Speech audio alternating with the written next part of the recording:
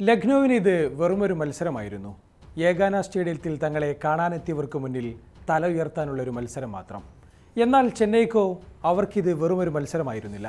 Play ഓഫിലേക്കുള്ള യാത്രയിലെ അതിനിർണായകമായൊരു മത്സരം. പക്ഷേ മിച്ചൽ മാർഷിന് ദയൊട്ടും തോന്നിയില്ല. ചെന്നൈ പല്ലും നഖവും ഉപയോഗിച്ചെടുത്ത 187 റൺസ് അവർ പുല്ലുപോലെയാണ് മറികടന്നത്. ഇന്നലത്തെ മത്സരത്തിൽ ചെന്നൈക്ക് തെറ്റിയത് എവിടെയെല്ലാമാണ്? അതിലേറെ പ്ലേ ഓഫ് പ്രതീക്ഷകൾ ഇനി എങ്ങനെയൊക്കെയാണ് പരിശോധിക്കാം. ഇന്നലത്തെ മത്സരത്തിൽ ചെന്നൈക്ക് ആദ്യം തെറ്റിയത് ഒരാൾക്ക് മുന്നിലാണ്. രാജസ്ഥാനിൽ നിന്നുള്ള ഒരു ഇടങ്കയൻ പേസർക്ക് മുന്നിൽ. ആദ്യ ഓവറിൽ ഷമിയെ 3 ബൗണ്ടറി അടിച്ചു തുടങ്ങിയ ചെന്നൈയെ രണ്ടാം ഓവറിൽ വെറും 7 റൺസ് മാത്രം നൽകി ആകാശ് വരിഞ്ഞു മുറുക്കി. മൂന്നാം ഓവറിൽ ഷമിയും താളം വീണ്ടെടുത്തു. പിറന്നത് 5 റൺസ് മാത്രം. വീണ്ടും ആകാശിൻ്റെ വരവ്. ആ ഓവറിൽ ഒരു ബൗണ്ടറി അടിച്ച ഋതുരാജിനെ മടക്കിക്കൊണ്ട് ആദ്യ വിക്കറ്റ്. പിന്നാലെ അടുത്ത ഓവറിൽ പ്രിൻസ് യാദവിൻ്റെ കാമിയോ.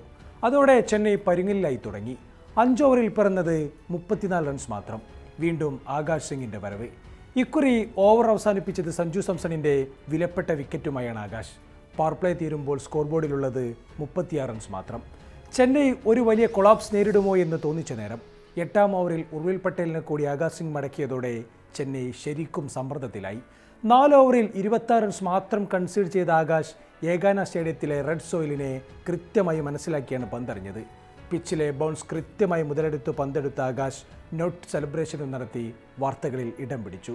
പക്ഷേ മിഡിൽ ഓർഡർ പിന്നീട് ചെന്നൈയുടെ രക്ഷയ്ക്കെത്തുകയാണ്. ഒരറ്റത്ത് കാർത്തിക് ശർമ്മയും മറുവശത്ത് ആദ്യ പന്തിൽ തന്നെ സിക്സർ അടിച്ചു തുടങ്ങിയ ഡെവാൾഡ് ബ്രേവിസും ഒത്തുചേർന്നു.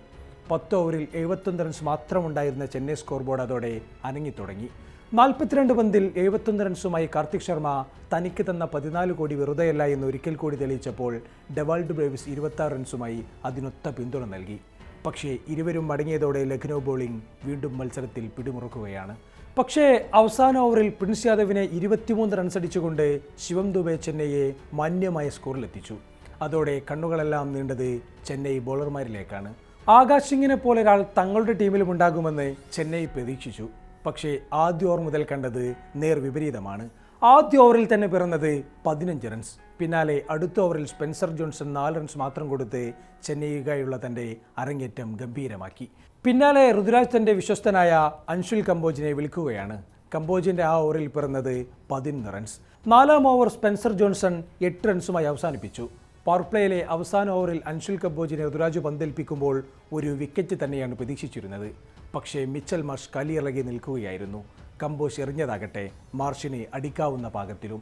4 സിക്സറുകളും ഒരു ബൗണ്ടറിയും സഹിതം ആ ഓവറിൽ പിറന്നത് 28 റൺസാണ്. അതോടെ മൊമെൻറ്റം പൂർണ്ണമായും ലഖ്നൌക്കൊപ്പമായി. അടുത്ത ഓവറിൽ സ്പെൻസർ ജോൺസനെ 19 റൺസ് കൂടി മാർഷ് അടിച്ചതോടെ കളി തീരുമാനമായിരുന്നു. ലഖ്നൗ മത്സരം എത്ര ഓവറിൽ തീർക്കുമെന്ന ചോദ്യം മാത്രമായിരുന്നു പിന്നീട് ബാക്കിയുണ്ടായിരുന്നത്. ഒരു 18ാം ഓവർ വരെയൊക്കെ നീളാവുന്ന മത്സരം ഉണ്ടായിരുന്നുവെങ്കിലും 17ാം ഓവറിൽ തന്നെ അൻഷുൽ കമ്പോജ് മത്സരം ഫിനിഷ് ചെയ്തു. നിക്കോളാസ് പുരാൻ തുടർച്ചയായ 4ാം സിക്സറും പറത്തി ചെന്നൈയെ ഫിനിഷ് ചെയ്യുന്നതാണ് കണ്ടത്. 2 ഓവറും 4 പന്തും എറിഞ്ഞ കമ്പോജ് കൺസീഡ് ചെയ്തത് 63 റൺസാണ്. ഈ പിച്ചിലൊരു 160-170 മതിയെന്നാണ് ഞങ്ങൾ വിശ്വസിച്ചത് എന്നാണ് ഋതുരാജ് ഗെയ്ക്വാദ് മത്സരശേഷം തുറന്നു പറഞ്ഞത്. 150 എടുത്തിട്ടും തോറ്റതിൻ്റെ ക്രെഡിറ്റ് ലഖ്നൗ ബാറ്റർമാർക്കാണ് ഋതുരാജ് നൽകിയത്. പ്രതീക്ഷിച്ചതിന് വിരുദ്ധമായി മിച്ചൽ മാർഷ് ഷോർട്ട് ബോളുകളെ നന്നായി കളിച്ചെന്നും ഋതുരാജ് തുറന്നു പറഞ്ഞു. നൂർ അഹമ്മദ് നന്നായി എറിഞ്ഞ മത്സരത്തിൽ അഖേൽ ഹുസൈൻ കൂടി വേണമായിരുന്നു എന്ന അഭിപ്രായവും പലരും പങ്കുവെക്കുന്നുണ്ട്.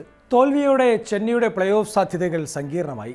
റൺ റേറ്റ് ഇടിഞ്ഞതോടെ 6 മത്സരങ്ങളിൽ നിന്നും 12 പോയുള്ള ചെന്നൈ 6ാം സ്ഥാനത്തേക്ക് ഇറങ്ങി. ഒരു മത്സരം കുറച്ചു കളിച്ച രാജസ്ഥാൻ 5ാമതുണ്ട്. മെയ് 18-ന് ഹൈദരാബാദ്, മെയ് 21-ന് ഗുജറാത്ത് എന്നിവർക്കെതിരെയാണ് ചെന്നൈയുടെ അടുത്ത മത്സരം. ചെന്നൈക്ക് ഇനി ചെയ്യാനുള്ളത് അടുത്ത 2 മത്സരങ്ങളും വിജയിക്കുക എന്നതാണ്. അതിൽ തന്നെ വിജയിക്കുന്നത് മികച്ച റൺ റേറ്റിലായാൽ ഗുണം ചെയ്യും. നിലവിൽ ഹൈദരാബാദ്, പഞ്ചാബ്, രാജസ്ഥാൻ എന്നിവരാണ് ചെന്നൈയുടെ പ്രധാന വെല്ലുവിളികൾ. ചെന്നൈ ഹൈദരാബാദിനെ തോൽപ്പിച്ചാൽ അവർ അടുത്ത മത്സരം വിജയിച്ചാലും 16 പോയിന്റ് മാത്രമേ ഉണ്ടാകൂ. പക്ഷേ അവർക്ക് +3 റൺ റേറ്റ് ഉള്ളത് പോസിറ്റീവായി നിൽക്കുന്നു. 3 മത്സരങ്ങൾ ബാക്കിയുള്ള രാജസ്ഥാനാണ് ചെന്നൈക്കുള്ള മറ്റൊരു വെല്ലുവിളി. ഇത് 3ഉം രാജസ്ഥാൻ വിജയിക്കുകയാണെങ്കിൽ 18 പോയിന്റുമായി അവർ പ്ലേ ഓഫ് കടക്കും. 2 എണ്ണമാണ് വിജയിക്കുന്നതെങ്കിൽ അവർക്കും ഉണ്ടാകുക 16 പോയിന്റ് തന്നെയാണ്. അപ്പോഴും നിർണായകമാകുക റൺ റേറ്റ് തന്നെയാകും. 12 കളികളിൽ 13 പോയിന്റുള്ള പഞ്ചാബിനാണെങ്കിൽ ഇനിയുള്ള 2ഉം ജയിച്ചാൽ പ്ലേ ഓഫ് ഏതാണ്ട് ഉറപ്പിക്കാം. 1 തോറ്റാൽ 15 പോയിന്റുമായി കടക്കാൻ സാധ്യത കുറവ്. നിലവിൽ 16 പോയിന്റുള്ള ബംഗളൂരുവും ഗുജറാത്തും ഇനിയുള്ള 2 മത്സരങ്ങളും വലിയ മാർജിനിൽ പരാജയപ്പെടുക എന്നതാണ് ചെന്നൈക്കുള്ള മറ്റൊരു സാധ്യത. അഥവാ ഈ 6 ടീമുകൾക്കും ഇനിയുള്ള എല്ലാ മത്സരങ്ങളും നിർണായകമാകുന്ന സാഹചര്യത്തിലേക്കാണ് കാര്യങ്ങൾ പോകുന്നത്. ചിലർക്ക് കൂടുതൽ ചാൻസ് ഉണ്ട് എന്ന വ്യത്യാസം മാത്രം. ഇന്നലത്തെ മത്സരത്തിൽ വിജയിച്ചിരുന്നുവെങ്കിൽ ചെന്നൈക്ക് കാര്യങ്ങൾ കുറച്ചുകൂടി എളുപ്പമാകേണ്ടതായിരുന്നു.